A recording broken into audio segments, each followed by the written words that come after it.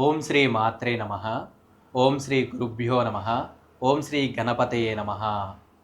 శ్రియాయ కాంతాయ కళ్యాణ నిధయే నిధయే దినాం శ్రీ వెంకట నివాసాయ శ్రీనివాసాయ మంగళం. శ్రీ లక్ష్మీ వెంకటేశ్వర స్వామియే నమ. ఓం శ్రీ లక్ష్మీ నరసింహస్వామియే నమ. ఓం శ్రీ భూదేవి సమేత శ్వేతావరహస్వామినే నమ. హరి ఓం. అందరికీ కూడా హృదయపూర్వక నమస్కారములు. ఈ యొక్క వీడియో నుంచి శ్రీ వెంకటేశ్వర మహాత్యం గురించి మనం సులువుగా తెలుసుకోబోతున్నాము. శ్రీ వెంకటేశ్వర మహాత్యంలో మొదటి అధ్యాయము ఈ వీడియోలో నేను చెప్పబోతున్నాను. ఆ అధ్యాయము పేరు వచ్చేసి శ్రీ శ్వేత వరహ కల్ప వృత్తాంతం. మరి ఈ వృత్తాంతం గురించి మనం కూడా తెలుసుకుందాము. మునులందరూ కూడా ఒక సమయంలో సూతక మహర్షిని ప్రశ్నిస్తున్నారు. ఏమని ప్రశ్నిస్తున్నారంటే, అయ్యా, శ్రీ మహావిష్ణువు తను స్వయంగా వెలిసినటువంటి పుణ్యక్షేత్రాలలో తనకి బాగా ఇష్టమైనటువంటి పుణ్యక్షేత్రం ఏదైనా ఉందా? అదేవిధంగా ఏ క్షేత్రంలో తపోసాధన ధ్యానం చేస్తే శీఘ్రంగా ఆ యొక్క శ్రీహరి దర్శనము లభిస్తుంది?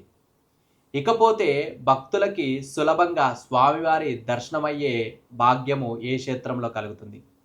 ఆ క్షేత్రంలో స్వామివారిని చూస్తే సాక్షాత్తుగా శ్రీహరిని నిలువెత్తుగా చూసిన విధంగా అనిపిస్తుందో అటువంటి పుణ్యక్షేత్రం గురించి దయచేసి తెలియజేయగలరని చెప్పి మునులందరూ కూడా సూతక మహర్షిని అడిగారు. ఇక్కడ ఎవరు అడుగుతున్నారు? మునులు సూతక మహర్షిని అడుగుతున్నారు. ఇక్కడ గురువు స్థానంలో ఉంది ఎవరు అనంటే సూతక మహాముని. మరి దీనికి జవాబు చెప్పే నిమిత్తమయ్యి సూతక మహర్షి ఏం చేశాడంటే, తను కనురెప్పలు మూసుకొని ఓం నమో నారాయణ అంటూ నారాయణుడిని స్మరిస్తాడు.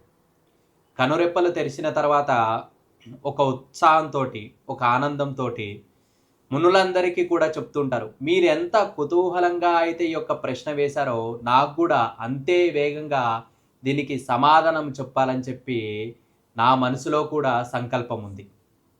కావున అందరూ కూడా జాగ్రత్తగా వినండి అని చెప్పడం మొదలు పెడతారు. అయితే శ్రీ మహావిష్ణువు సాక్షాత్తుగా జనులందరికీ కూడా కోరే కోరికలు తీర్చేటువంటి క్షేత్రమే శేషాచలము. అదేవిధంగా అక్కడ ఎవరైనా తపస్సు కానీ ధ్యానం కానీ చేస్తే తప్పకుండా శ్రీహరి దర్శనం అనేది జరుగుతూ ఉంటుంది. అటువంటి క్షేత్రమే శేషాచలము. కావున ఈ శేషాచలానికి సంబంధించినటువంటి కల్ప వృత్తాంతము ఒకటి ఉంది అని చెప్పి ఇలా మొదలు పెట్టారనమాట సూతక మహాముని. అయితే మునుపు అంటే పూర్వము సముద్రాలన్నీ ఏకమైపోయి భూమి అంతా కూడా జలంలో కృంగిపోయిందనమాట, ఒక ప్రళయం సంభవించి. ఆ ప్రళయ నిమిత్తము వట్టపత్రంపై పవలిస్తున్నటువంటి శ్రీ మహావిష్ణువు ఆలోచనకి గురయ్యాడు. ఆ యొక్క భూమిని కూడా మళ్ళీ పునరుద్ధరణ చేద్దామని చెప్పేసి ఆలోచనలో ఉంటాడనమాట. అదే సమయంలో మునులందరూ మళ్ళీ ఒక ప్రశ్న వేస్తారు. ఏ ప్రశ్న అనగా అంటే, స్వామి, మరి మీరు ప్రళయం అంటున్నారు, ఆ ప్రళయం అంటే ఏమిటి? అదే విధముగా మీరు చెప్తున్నారు కదా, అంతా జలమయం అయిపోయింది, భూమి కూడా కృంగిపోయింది జలంలో, అంటే అంత జలం ఎక్కడి నుంచి సంభవించింది? అదే విధముగా ఏమైనా ఎత్తైన పర్వతాలు ఉన్నాయా? మరి శ్రీ మహావిష్ణువు ఎలా రక్షించాడు అని ఈ యొక్క ప్రశ్నలన్నీ మళ్ళీ మునులందరూ కలిసి సూతక మహామునిని అడిగారు. అలా అడిగినప్పుడు సూతక మహాముని కూడా ఇలా చెప్పడం మొదలుపెట్టారనమాట. బ్రహ్మదేవుడికి 4000 యుగములు ఒక పగలు. ఎంత అండి? 4000 యుగములు ఒక పగలు. అదేవిధంగా 4000 యుగములు ఒక రాత్రి. ఎప్పుడైతే బ్రహ్మదేవుడికి పగలు పూర్తి అవుతూ ఉండగా సూర్యుడంట ఇంకా ఎక్కువ తేజస్సుతో విరాజిల్లుతుండేవాడంట. తన సూర్యకిరణాలు భూమిపైన పడుతున్న కొద్దీ జీవకోటి అంతా కూడా దహించవేస్తుందంట. అంటే మెల్లగా చెట్లన్నీ కూడా కాలిపోవడము, అదేవిధంగా కొండలల్లో కూడా ఎక్కువగా వేడి రావడము, ఇవన్నీ జరుగుతుంటుంది. మునులు కూడా మనకి ఎక్కడ ఉంటారంటే వనంలో ఉంటారు, అంటే అడవిలో ఉంటారు.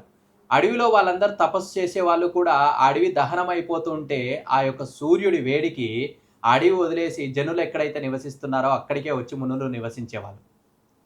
ఆ విధంగా మునులు కూడా భయభ్రాంతులకి గురయ్యేవారనమాట. అలా కొన్ని రోజుల తర్వాత ఏమవుతుందంటే మొత్తము కూడా వేడి గాలులు వీచేవి. ఆ వేడి గాలుల తర్వాత ఒకానొక సమయంలో మెల్లగా మేఘాలు కరిగి వర్షాలు కురిసేవి. అలా ఏకధాటిగా వర్షాలు కురుస్తున్న సమయంలో ఇంకా భూమి అంతా కూడా కరిగిపోయేది. అలా కరిగిపోయినటువంటి భూమి జలం లోపలికి అంటే పాతాళ లోకానికి వెళ్ళిపోయింది.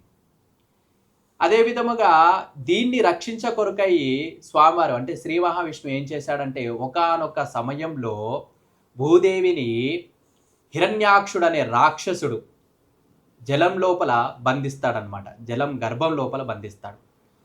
ఆ యొక్క భూదేవిని కూడా రక్షించడం కోసమై శ్రీహరి ఏం చేస్తాడంటే శ్రీ శ్వేత వరహాస్వామి అనే అవతారాన్ని దాలుస్తాడు. అవతారాన్ని దాల్చిన తర్వాత స్వామివారు ఏం చేస్తారంటే వెనువెంటనే ఆ జలం లోపల వెతకడం మొదలు పెడతాడు భూదేవిని. అలా వెతుకుతుండగా హిరణ్యాక్షుడు బంధించినటువంటి చోటు దొరుకుతుంది.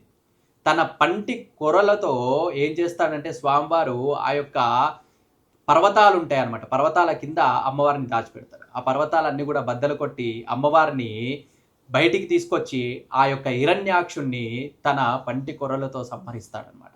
అదే విధముగా తన భూదేవిని కూడా ఏం చేస్తాడంటే కొర పంటితోటి పైకి ఎత్తుకొని జలంలో నుంచి పైకి వచ్చి అందరికీ కూడా భూదేవి సమేత శ్వేతావరహాస్వామిలాగా యొక్క దర్శనం ఇస్తాడనమాట. అప్పుడు మునులు, సిద్ధులు, ఋషులు అందరూ కూడా స్వామివారికి నమస్కరించుకుంటూ జై జైలు కొడుతూ ఉంటారనమాట. అలా స్వామివారు శ్వేతావరహస్వామివై ఈ యొక్క భూదేవిని రక్షించి భూమిని మళ్ళీ సృష్టించాడు. కావున దీనినే ఏమంటారంటే శ్వేతావరహ కల్పము అంటారు. అనగా మళ్ళా 4000 యుగములు మొదలవుతున్నాయి. ఆ విధముగా శ్రీ వెంకటేశ్వర మహాత్యంలో మీరు ఈరోజు శ్వేతావరహ కల్పము గురించి తెలుసుకున్నారు. అందరికీ కూడా విన్నందుకు, చూసినందుకు హృదయపూర్వక ధన్యవాదములు.